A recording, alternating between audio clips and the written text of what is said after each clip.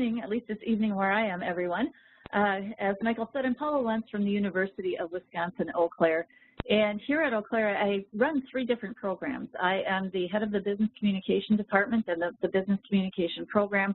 I head up our Student Professional Development Program, and then I also direct our Business Writing and Presentation Studio. So in addition to working with students a lot on their resumes and cover letters and interviewing techniques, I also work a lot with employers, both locally and across the country, to find out what they're saying about what makes somebody hireable or what they like to see in a resume or what jumps out at them.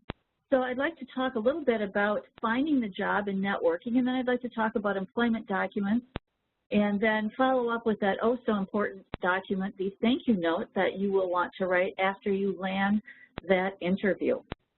So let's get started here. The first thing you want to do is prepare for the job search, and I know that preparing for the job search for many people is, I think I'll go to my school's career site and look for open jobs, and if I see one that needs an accounting major and I'm an accounting major, then boy, that's what I'm going to do. But you want your job search to be much more targeted and much more individualized, personalized. You've spent 4 years working on this degree, and you want to find a job that's just a really good match for your education, your experience, your interests, and your personality. So it's not just about, here's what I majored in, therefore I should find a job. It's, what am I good at? What am I interested in? What personality type am I? How well suited am I in for this position? I have so many students, I don't mean to keep picking on accounting majors, but who see themselves in a very narrow track of, you know what, I'm going to get my 4-year degree, I'm going to be a CPA, and then I'm going to go work for this firm. And once they start searching for jobs, they start realizing, no, you know what, maybe I don't want to do public accounting. Maybe I want to do private accounting. Maybe I want to work for a nonprofit. So it's really important to take some good time to think about what it is you want to do with your degree. I once had a very wise mentor tell me to figure out what I really loved and then figure out how to make a living at it. And that is some advice that has served me well, and I think has served my students well too. And so once you put together those 4 things, then you can start thinking about what types of jobs or internships are going to be suited to your personality and your skill set. And to find that internship, you want to do several things. First of all, think about who can help you. Really, only about 10 to 15% of all jobs that are available in the newspaper.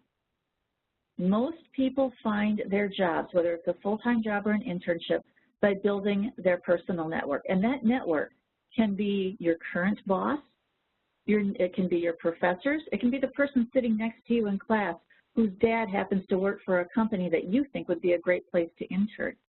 It could be that person on the treadmill next to you at the gym that you strike up a conversation with.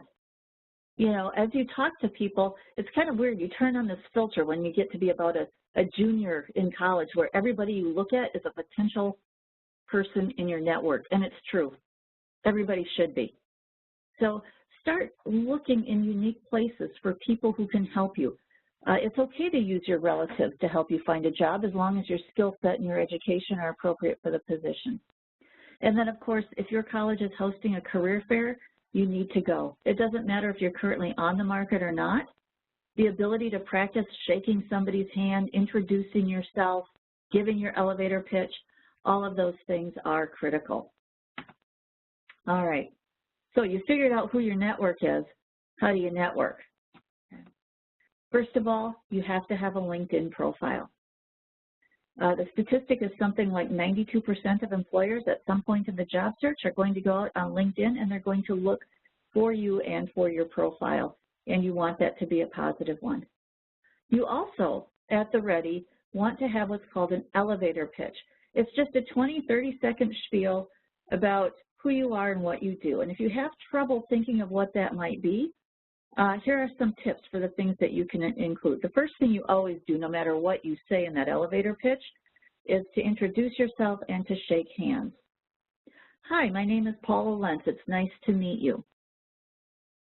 You'll want to be able to articulately state your major, your strengths, what makes you unique, why a company would want to hire you.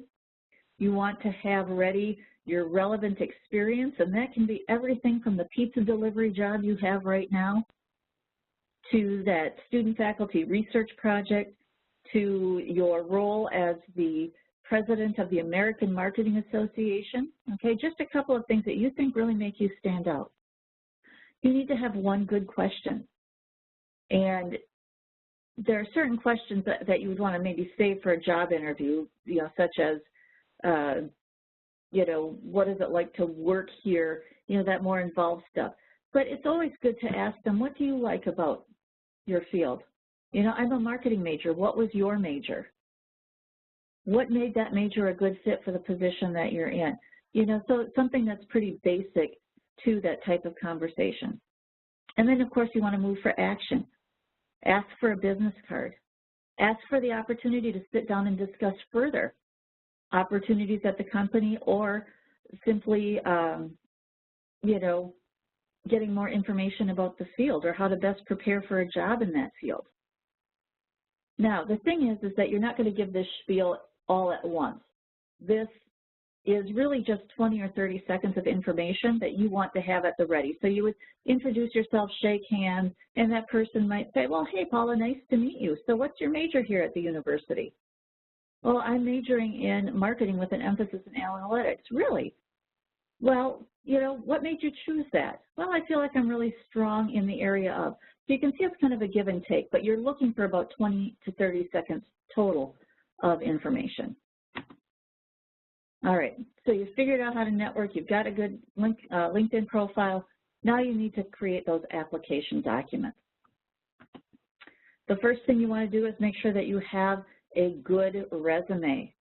And of course, there's all sorts of advice about how to write a resume. And a resume is not a one-size-fits-all document. That's why I tell people to avoid templates. In addition to making you look like everybody else, they're hard to tailor unless you are really an expert in Microsoft Word or other word processing software. But essentially, when you write a resume, the key concepts are that you want to have good headings and good titles. So in this resume, you can see the titles like the SHRM certification and the internship really jump out. There's a statistic. There's a company called The Ladders that did a study on how much time people spend looking at resumes before they decide whether to pull them for further consideration. It's about 6 seconds. Yeah, 6 seconds. So when you get done, hold your resume in front of your face for about 6 seconds and see what you see, or have somebody else do that for you. Good headings like certifications and internships will always stand out. You will want to use what's called chronological or reverse chronological organization. There are types of resumes called functional resumes or skills-based resumes, but I believe the statistic is something like 90% of all employers prefer this reverse chronological message. So what do you want to do? You want to start with these categories, and then within the categories, you list your most recent education or school first, or your most recent job first, or your most recent organization. And then you have action verbs within each of those sections that describe what you did. So you can see here at this past internship, this person consulted, analyzed, researched, participated, prepared, was promoted, create, train, participate. Wonderful action verbs that show that this person takes initiative, is motivated, and focuses on transferable skills. A lot of times I hear from students, I can't apply for this internship in marketing. I haven't done anything in marketing. Or, yeah, I'm majoring in HR, but I can't apply for an HR internship. I don't have any experience. The whole point of an internship is to get experience, and so your resume should focus on transferable skills that show that you have skills required in any job that would make you a good candidate for an internship. So in this resume, was promoted to the team lead after 2 months of employment, was named top store sales associate. Okay, she creates merchandise displays, she trains new sales associates. All of those skills would make her a very valuable intern in any field. Pay attention to document design. Make sure you've got good margins. We've kind of cut off our margins here for the sake of space, but a good 1-inch margin on the outside, space between lists and headings on the inside to give it some good white space. Make sure that you have a good font. Your name should be in the biggest font on the page. This font is the same throughout. Some people will use 2 different fonts, one for the headings and one for the body, and that's fine too. Just don't go more than 2 fonts. If you go more than 2 fonts, it starts to look a little crazy. As someone once told me, when you get to 3 fonts or more, it starts looking like a ransom note, and that is definitely not the effect that we're going for. All right. The second thing you want to have at your disposal is called a scannable or a text-only resume. It's the same resume as the formatted resume, but the formatting is stripped. Okay, this is, I mean, it's actually a different resume from this one. It's for a different person, but the formatting is stripped. Why on earth would you ever want to do this? You would want to do this because if you have to copy and paste your resume into a job search or a database, which is what many companies are going to now, they're going to this online application, being able to copy and paste plain text guarantees that you don't have any weird characters or funky graphics or bizarre alignment that wouldn't transfer well to that copy and paste environment. Essentially, you have no formatting, no images, no graphics, no tables, no characters, no colors, no headers, no footers. What you do want to do is use the same headings that you have for your regular resume. Use a very common font such as Calibri, Cambria, Arial, Times New Roman. Use lots of white space. A lot of times we tell our undergraduates that a 1-page resume is probably sufficient for them. Your text-only resume can be, 3 or 4 pages long if you need to put white space in there. Why would you need white space? Because sometimes if you don't copy and paste your information into a database, they will do the scanning of your resume for you, and the white space helps them do that scanning. Align everything at the left, and then just like your resume, use very specific words that would be relevant to your industry.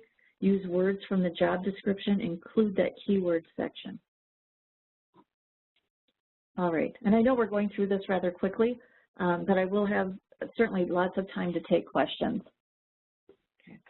But essentially, to just wrap that up, this is the type of resume that you want to create, that reverse chronological one.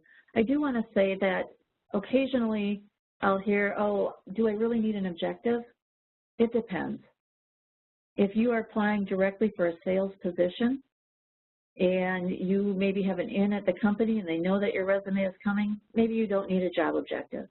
If you're applying to a company that hires many types of people and you're submitting it to a general HR office, having that objective is a really good way to help them route your application. All right. Usually you will accompany that resume with an application letter. And I've never heard anybody tell me that they love to write application letters, and they're hard for a reason. They're hard because it's a letter that's all about you, but it's really not all about you. And what do I mean by that? You are focusing in the first paragraph essentially on yourself. Here's how I found the position. Here's what I'm applying for. Once you do that, everything else is about you but not about you. It's not about what the employer can do for you. It's not about I'm looking for an internship because I want to develop my skills and I want to learn more about accounting. Your cover letter has to cover how your skills benefit the employer. We call that the you view. Okay, what's the employer's incentive to hire you? What you want to do is you want to go to that job description, figure out what the employer needs, match that to your skills in the body of the letter, highlight those transferable skills and the coursework that gives you what the employer needs to have from you, and watch how much you use the word I. It's not that you can always avoid it, but if you start every sentence with the word I, it starts to look again, like I said, that it's all about you, when it's really not all about you. And then in the conclusion, what you want to do is drive for that action. In here it says, may we discuss my qualifications in an interview? Here's how you can reach me. So essentially what you are doing in that cover letter, you want to get in and get out. Here's what I'm applying for. Here's how I found the position. Here's how my skill set matches your needs. Let's get together for an interview. When you frame it like that, it doesn't maybe seem so intimidating, does it? And then, of course, you've submitted these spectacular resume and cover letter documents, and now you have to go to the job interview itself. All right, the first thing you want to do is look the part. How do you know if you look the part? Okay, a professional always arrives early, but not too early. Arrive about 15 minutes ahead of time. If you arrive 5 minutes ahead of time, you're late. If you arrive any earlier than that, you just kind of have to sit there looking and feeling uncomfortable. Always be nice to the person who greets you. Frequently, employers will ask the receptionist or the person who greeted you how well you treated that person. So always be nice to that person. Make sure you look good. All right, if you are wearing your letter jacket, your sports jacket over your suit coat, take it off and leave it in the car. Make sure you brush your teeth, and I know that's weird, but I've had employers tell me the least they could have done is brush their teeth and maybe wash their hair. Leave the baseball cap in the car. Make sure your clothes are ironed. Just basic stuff like that. Wear socks. I guess that leads us to dressing professionally, but yes, you know, always make sure that you are groomed appropriately, but dress professionally too. Wear socks. Usually you wear a suit and a tie. Do ladies have to wear skirts? Not necessarily. You want to look the part. It's kind of interesting. We have a company, a software company here in town that makes parts for Apple computers, and they are so laid back that they had one of our students show up for an interview in a suit, and they almost didn't hire that person because they weren't sure that that person was a good cultural fit. So know the culture you're working for. If you are in a field such as accounting, they're probably going to require the professional suit. Others, maybe not so much. All right, so you're looking good. You greeted the receptionist just fine. You've arrived 15 minutes early. Fortunately, you've done your homework and you've anticipated questions and prepared responses. All right, you should, going into that interview, at the very least, know the company's mission, know what it produces or what services it offers. You should at least know the size of the company and whether they are regional or local or international. I did just have an employer tell me that they're an international company, and the student in the interview said, so do you do anything like internationally? And it was all over for the student from that point on. You should know the extent to what their involvement is in the community. Corporate social responsibility is a huge, huge thing. And so many companies are looking for people who also want to be invested in their communities. All right, so you've done your research, you know the basics. Prepare answers to common questions. Why should we hire you? They are not looking for an extensive list of your qualifications. They're not looking for a summary of your resume. They want maybe like the top 2 things that make you the best candidate. Tell us about yourself. Again, they do not want your life story.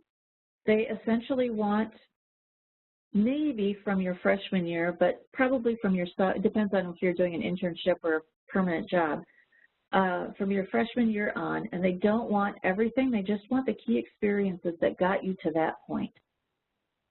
So they're looking, you know, maybe why you chose your school, why you chose your major, what your interests are. Okay. What are your strengths and weaknesses? When they ask you about your strengths, make sure that you have read that job description and that the strengths you describe are directly related to that job. The weaknesses question, the temptation is to say, you know what, some people tell me that I'm a perfectionist and that's my weakness.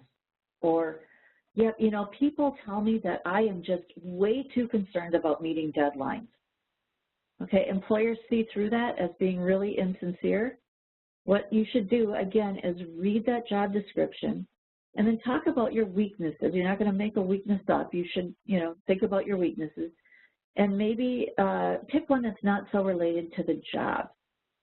Okay, so maybe you realize that one of the requirements of this job is that you have to work independently a lot. Okay, so maybe you can say, you know, I've always, while I'm a great team player, engaging in teamwork is not my favorite activity. Okay, so you know in a job that requires a lot of initiative and individual work that teamwork isn't as common. You can say, it's not my favorite thing, but I'm working on ways to enjoy it and learn to manage that process better. They're also not so much interested in your weaknesses, what you're doing to remedy them. So you might say, I'm an extreme introvert, and I think that in many ways it's a very good thing because introverts tend to manage their time well, be very thoughtful, but I'm working on being more social and interactive. Okay, so talk more about how you're fixing the weaknesses. Where do you see yourself in 5 years? Do not ever say, I would like to be in your job in 5 years. People just see it as threatening or intimidating.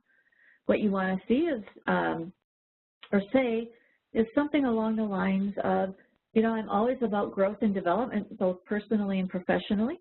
In 5 years, I may become interested in pursuing an MBA.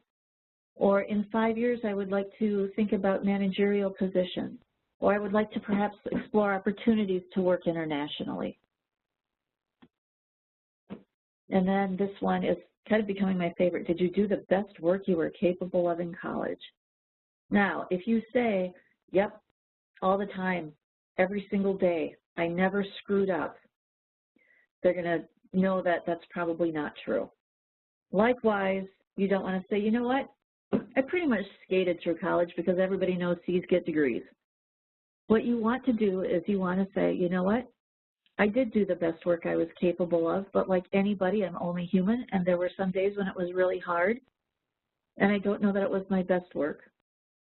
But I'm also very good at analyzing my, I'm very self-aware, and I know that I can do my best work. I try to do my best every day. What are the qualities of your ideal boss? Stick with generalities. I like a boss who holds me accountable. I like a boss who sets high standards not only for himself, but the people around me, those types of things. All right. And then lastly, you should be prepared to answer behavioral questions. These are a favorite among employers because what they do is they require you to talk about a specific instance in your life and how you addressed it. So for example, they might say, describe a conflict and how you resolved it. Your answer, basically, all of these answers require three things. First, you describe the team, or describe the situation. Working on a team, terrible group member. We've all been there. What did I do? Met with the person and said, hey, is there any way I can help you get back on track? Result, he explained that he was working a lot of hours, so we set up a way to have him work remotely. And here was the result. We spent a lot less energy coordinating meeting times and a lot more energy on our product. Those 3 steps will get you through any behavioral question. Here was the situation, here's what I did, here was the outcome. Usually people want to ask you about things like conflict, teamwork, and deadlines. Have a story ready. At the end of the interview, they'll ask you if you have any questions for them. Never say, no, I don't have any questions. You can ask, what do you like best about your job and working here? What's a typical day? How would you describe the culture? What are your biggest challenges? But you don't want to say, how much does this job pay? What are the benefits that come with this job? Now, you should, of course, ask these eventually because you never want to take a job without knowing these answers. But in the interview stage, you don't want to be saying, so much personal time do I get in that first year? Okay. Ask questions that are more general rather than about the specifics of the job. And then the last thing I would like to talk about today is following up after the interview. This is the most common thing that job applicants fail to do, and it's one of the things that means the most to the employer. Always, always, always send a thank you note. It doesn't even matter if you don't want the job anymore, or maybe the interview didn't go well, always send a thank you note. One story I have about this, and I promise it'll be the only story I tell, is that I did have a student interview with a company. She wasn't particularly thrilled about the job. The interview went well, but she was kind of like, oh, I don't think I want to work there. But she sent him a thank you note anyway. That director of HR happened to be at a professional association meeting with another person who was looking for somebody with this student skill set and said, you know, I'm looking for such and such, and I just can't seem to find anybody. The other person said, you know, I talked to a person just the other day who might do the trick. And that's how she got the job. Talk about networking, right? All right. So anyway, what goes in a thank you note? The first thing you do is you just say thank you. Okay, what did I do? Thank you for talking about the finance internship. The next thing you do is you remind them of something that happened in the interview that you think really impressed them, that made you stand out or made you memorable. In this case, you're attaching the example of the financial analysis. And then you get out. You just say, I look forward to the possibility of discussing employment with you soon. Boom, you're done. They take about 30 seconds to write and can have impacts that you don't even know. All right, but now, what about follow-up messages? Oops, I'm sorry, clicked too fast there. Follow-up messages. What if you interviewed, you think the job went really well, you sent the thank you note, and you haven't heard from them in a week? It's okay to call or email. And all you really have to do is say that you're calling to check on the status of the hiring process or the status of your application. And you just need to say, if there's any other information I can provide, I would be happy to do that. That's all you need to say. But it's okay to do that, especially if you are interviewing for a lot of positions and you think you might have to make some decisions soon. All right, so that in a whirlwind is what I know about networking, resumes, cover letters, and interviews. And with that, Michael, could we perhaps open the floor to some questions? Absolutely. Thank you so much, Paula, for your great presentation, and what a whirlwind of informativity that was. We will go into our Q&A portion. Again, for those of you on the line and have a question, please use the chat box and we will get your question answered. Paula, our first question comes in from Tim, who's an accounting student and has questions regarding his LinkedIn connections. He's wondering if he should stay focused on business and financial professionals, or if he should explore outside that realm as he's building his network. Absolutely, build outside that network, because, you know, as you know with LinkedIn, you'll have a connection and you'll say, so-and-so is a third level or second level connection. You never know when that, you know, marketing manager that you connect with happens to know somebody else in your field who's looking for something. You know, as widely as you can cast that net in your network, do it. Perfect, thank you. Our next question comes from Whitney, who has asked us, they have a 2-page resume and they wanted to know if they could leave it that way or should they bring it down to 1 page, if at all possible. Yeah, and I'm going to have the so great answer that says it depends. For one thing, there are some times when college students will have 2 pages worth of information. And the important thing is to realize that a 2-page resume shouldn't be 1 page of information stretched over to 2 pages because you might think it looks more impressive. And likewise, you shouldn't take 2 pages of information and cram it into 1 because you feel like you can only have a 1-page resume. So you want to look at that content, and if you decide that, yes, truly, I have 2 pages of content, use a 2-page resume. The important things, caveats that I have for you, however, would be some employers don't look at that 2nd page. So make sure that you have that critical information, your education, your employment history, and any internship or leadership experience on that front page. Save the extracurriculars for the 2nd page. The second caveat that I would have is to make sure that you have at least a half a page of content on that second page. If you have like just like 2 or 3 lines, it looks like you maybe could have condensed it into 1 page, but just didn't. So, I would say a quarter to a half a page of information would be a good idea. Thank you for that explanation, Paula. Our next question comes from Jennifer, who's been a stay-at-home mom for several years and will be completing their bachelor's degree this year, double majoring in accounting and forensic accounting.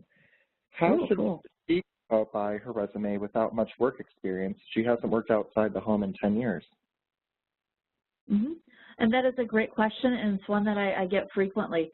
And the thing is that whether you worked outside the home or inside the home over the last 10 years, you have most definitely worked. And so what you can do is, if you've had any leadership positions or experience, do you volunteer at your children's school? Have you headed up any projects? Have you even participated in the PTA? Are there church groups, mom groups? Think of all of those things that you've organized.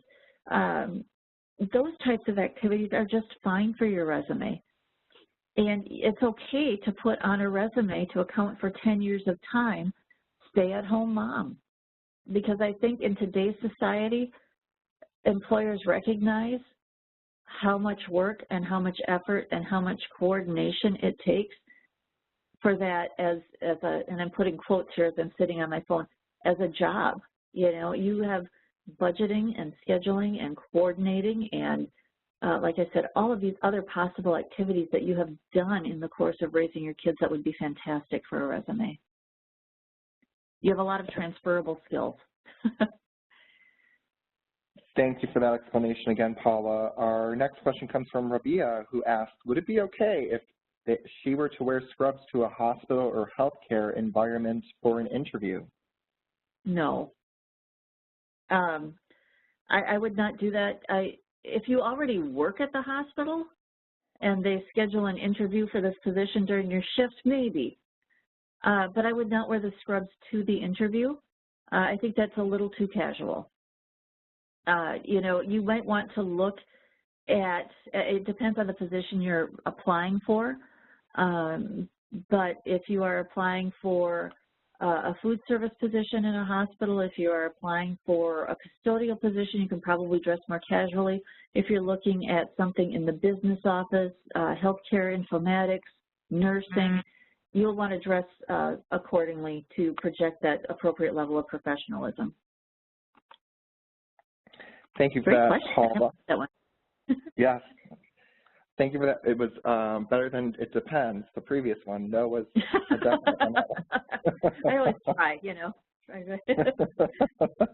Our next question comes from Whitney. As a junior in college, they've been trying to, we've heard this a lot, Paula. As a junior in college, they've been trying to apply for internships, but every company comes back with that they are looking for someone with more experience. How does one get experience if they can't even get hired for an internship? Okay. It may be, and without knowing the details, it may be the type of internship that you're looking for. Some internships are really the equivalent of a full-time entry-level position. Some internships really are like those basic first-time, no experience at all internships. I would think maybe about the types of internships that you're looking for and to make sure that if you have no experience, that they are appropriate to that level. The second thing that I would do is I would take a look at how well you're highlighting your transferable skills relative to the position qualifications.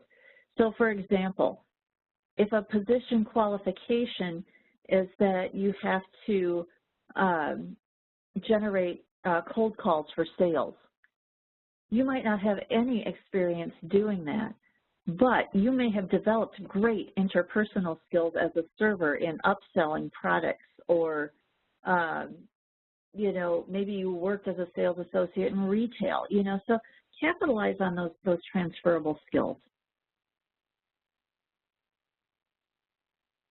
Paula, our next question comes from Mary, And Mary asks, do I need to prepare different resumes for different job positions? You're going to love this answer, Michael. It depends. You always want to make sure that your job objective is tailored to the position. And some people will do that by saying, inside sales professional for Jamf software. And that is an absolutely fine thing to do. I have students, some who major in marketing, and they're not sure if they want to do analytics or if they want to do buyer behavior. And so they'll have their skill sets on each resume be different, one for each type of position. So generally speaking, if you want to tailor your resume to each job you apply for, that might involve just changing the job objective. But do visit the rest of the content in your resume to make sure that it's applicable to the type of position you want to apply for. Thank you again for that explanation, Paula. This will be our last question for the evening, and we have a shout out for you, Paula, which comes from Sue Stewart. She asks you to tell Mary Hoffman that Sue Stewart says hello. What? Oh my goodness, I just saw Mary Hoffman today in a meeting. Sue Stewart, I will tell her. This person asks, is a cover letter always needed when looking for a job, or is it optional? Generally speaking, it's unless the job ad says specifically send a resume only, or sometimes you will be with a company that only takes its applications online and it doesn't give you a spot for a cover letter or let you upload a cover letter. Otherwise, generally speaking, yes, put a cover letter. They don't have to be long. They really don't. The sample that I gave was maybe about as long as you want to be, but cover letters can be very, very short as well. And so if the description doesn't explicitly tell you not to send one, you want to attach one. But if it doesn't say send a cover letter and a resume, and you just want to send a brief cover letter of introduction, you can certainly have it much shorter than the example that we had. The important thing to do is to say, here's what I'm applying for. Here are my top skills as they relate to your needs. Let's talk at an interview. Thank you again for that explanation, Paula. Again, Paula, thank you very much for taking the time out of your schedule and hosting this informative session. And for everyone on the line who has joined us this evening, thank you also for joining us. This concludes tonight's workshop session. As mentioned earlier, this session is being recorded and a link will be made available to you all to watch at a later date and time. Thank you for joining, everybody. Have a great night. Yeah, thank you, everybody.